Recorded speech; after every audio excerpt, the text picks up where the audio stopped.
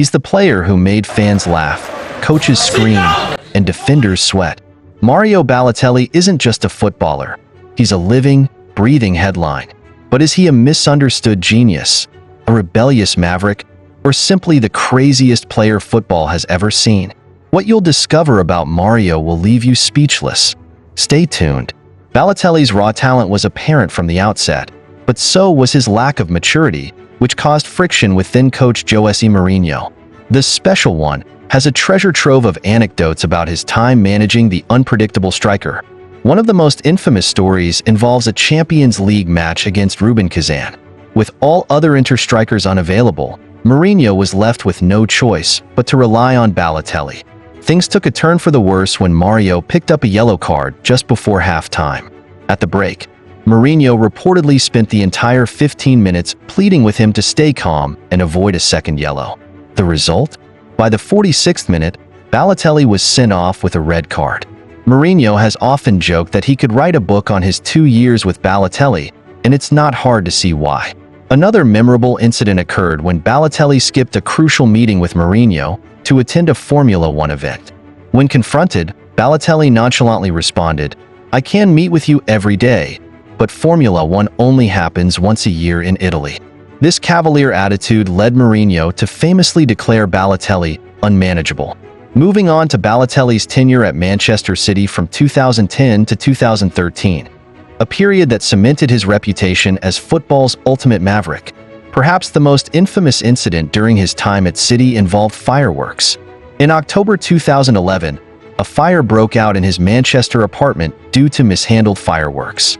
When questioned by the police, Balotelli claimed he was celebrating a victory. The incident became an instant sensation, sparking endless memes and headlines. But the firework fiasco wasn't the only bizarre episode.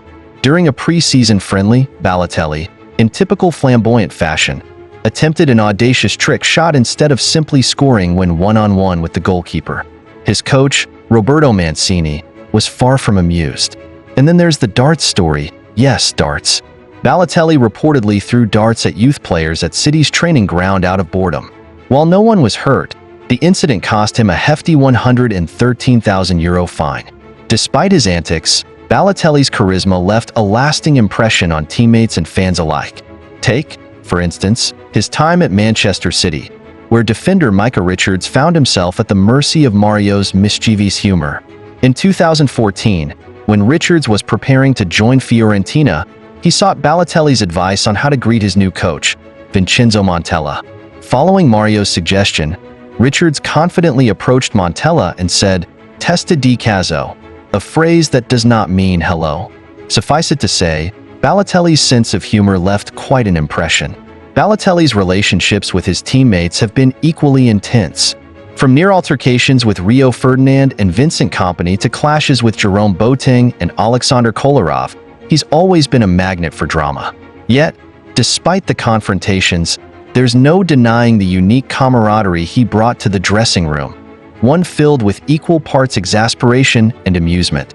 Training, or something like it. Balotelli's disdain for training sessions is legendary.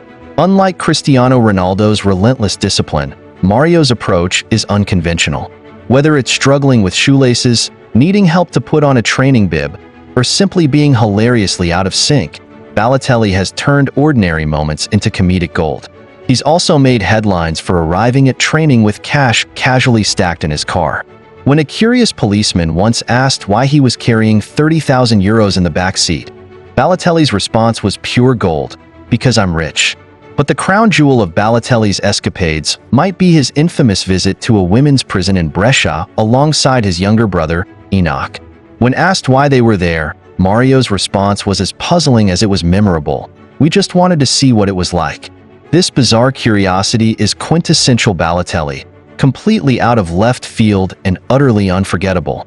Even on the pitch, his eccentricity shines through. During his stint with Genoa, after a match, Balotelli decided to gift fans not his jersey, as is tradition, but his shorts. He walked back to the locker room in just his underwear, beaming with pride. Who else but Mario? For all his off-field antics, it's easy to overlook the remarkable achievements of Balotelli's career.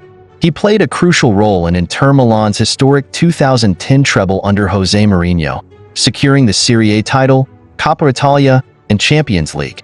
He remains the only Italian player to win the Premier League, contributing to Manchester City's iconic title-winning moment in 2012 with the assist for Sergio Aguero's unforgettable goal.